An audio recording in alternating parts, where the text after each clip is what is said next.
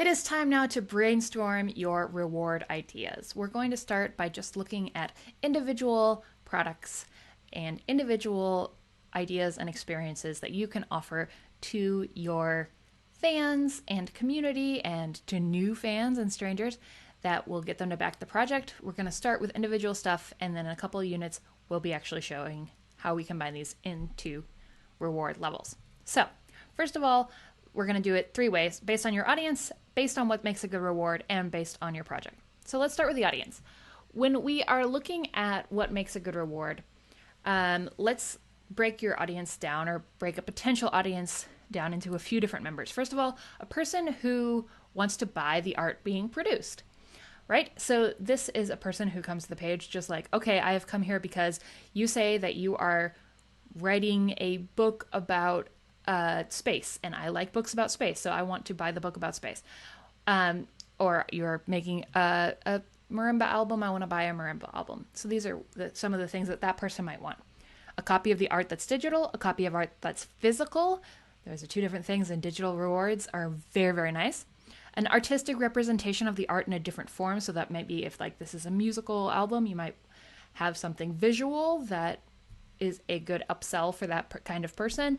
Or if it's a visual piece of art, maybe it's something that's tactile. Or if it is a book, maybe it's something that's musical. So it's something that ties into this specific art, but it is a slightly different mode. A higher quality version of the art. So maybe one of the upsells for if you're creating a piece of visual art might be you get a print of the art, and then you might get the original at a higher price. And then a live event, online live performance version of the art could be another thing that ties into this audience. So instead of just getting the album of this music, you might also get to see it performed live online, or a ticket to see it in person. Although tickets to live events are quite complicated to make work online because people live in a lot of different places. So I will go ahead and warn you about that. Just make it really, really clear when you're writing about your reward what exactly that entails. All right, another audience. A person who wants to be cool or show off. There are actual like real research studies into like the social kind of show off aspect of, why you buy a cool t-shirt and that kind of thing. But I'm just going to call it being cool in this slide. So a person who comes to the page and they're like, yes, art, but when I buy things to be cool. And not necessarily like a hip person. I definitely like being cool too, or like looking nice. So they might want a t-shirt, a tote bag, or an enamel pin with a design appealing to those who aren't in the know. So this might not just be like your band name or the cover of your book, but maybe hire like a really nice artist to make something that's very cute. I encourage so much my clients and anybody I work with to not be stingy on art, or even if it goes beyond just being stingy. There are very affordable artists and designers who you can hire to make some merch to go along with your project, who make really incredible stuff that your audience is going to love. So don't just go to the person that you know that everybody else hires. Don't just go to the person that you already know that you've always worked with. Don't just be like, okay, I think I can figure it out. Find some art and find an artist. There are a lot of wonderful resources for finding artists online. I'll post a few in the description of this video, actually, right below. And you can find something that will really appeal to your audience. Don't just make a shirt that is technically ties into your project, but make something that people are going to go, when I wear this, people are going to be like, you're cool. It matters that your shirts are cool. I know I am a fan of a band who does not make good t-shirts, and it has affected my life.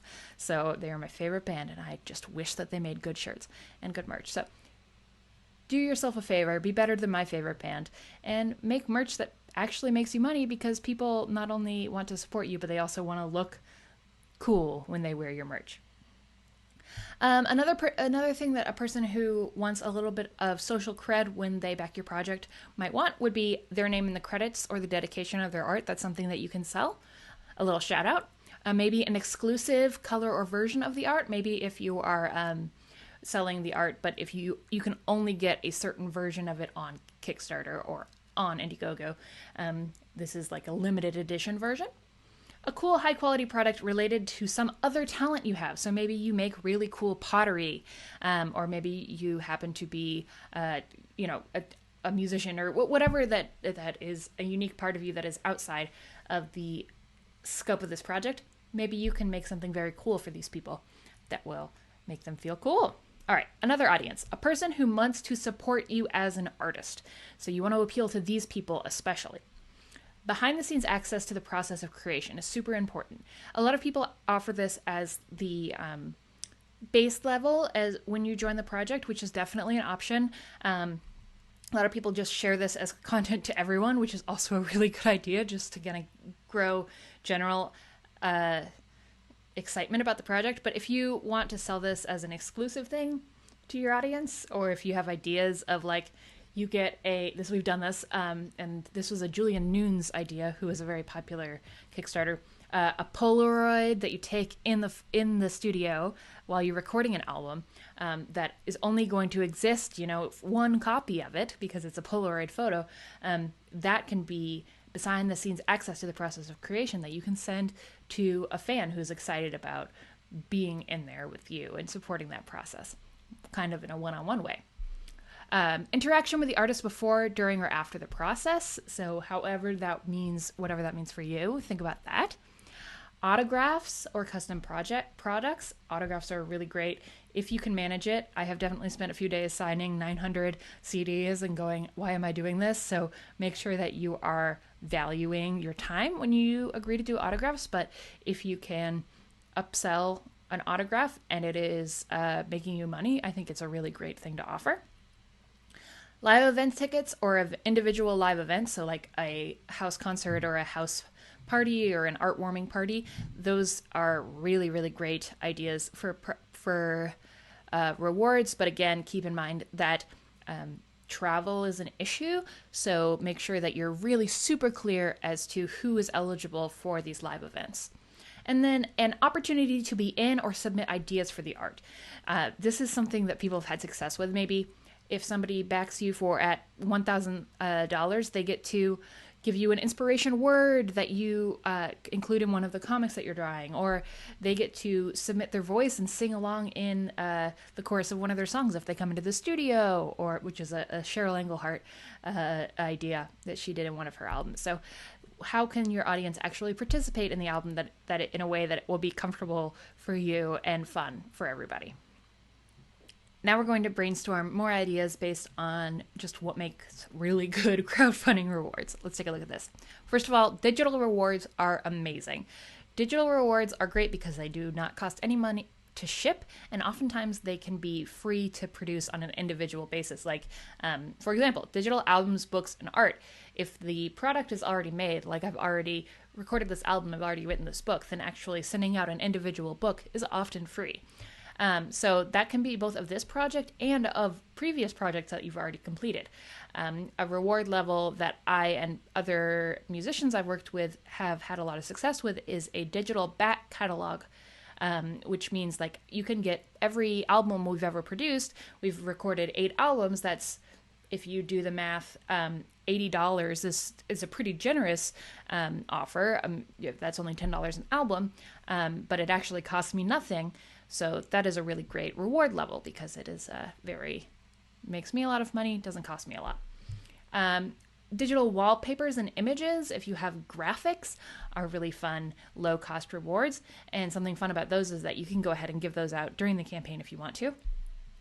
Shout-outs and videos and songs are fun digital rewards. Something my band does is that we will sing the name of everybody who's back to the project in a song that we create after the event, after the project has ended. A lot of people do that. They'll, I think Greater Than Games has done that, where they read the names of all of their backers as a thank you. So that's just a fun way for people to tune in and be like, I was a part of this. And then feedback or lessons are also great digital rewards that are of a higher level, obviously, that require more of your time, but again, have that advantage of not necessarily requiring shipping or all of those logistics. What else makes a good reward? Interactive rewards kind of ties in with digital as well. Shout outs in live streams and on social media, and those again can happen during the campaign. This is something that is heavily encouraged by the platform Seed and Spark, where people are funding film projects don't have a lot of very intuitive rewards. People aren't really used to like anymore. Buying a DVD of a film is not something that people a lot of times are used to doing on a crowdfunding platform.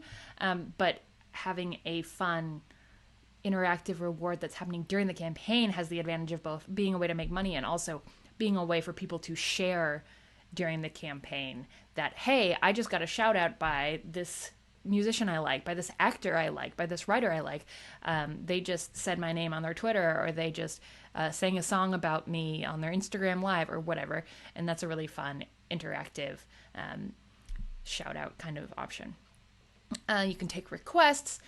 You could give them an image, like I said, about digital wallpapers or imagery, if there's something that goes along with your project that they can use as their Facebook picture, like official backer of this project.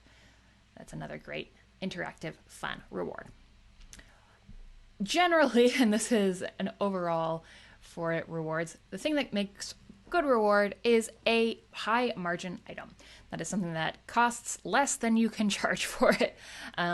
In the world of music and a lot of things, I have been encouraging people and evangelizing the concept of enamel pins. Do I have any on my desk right now? I don't.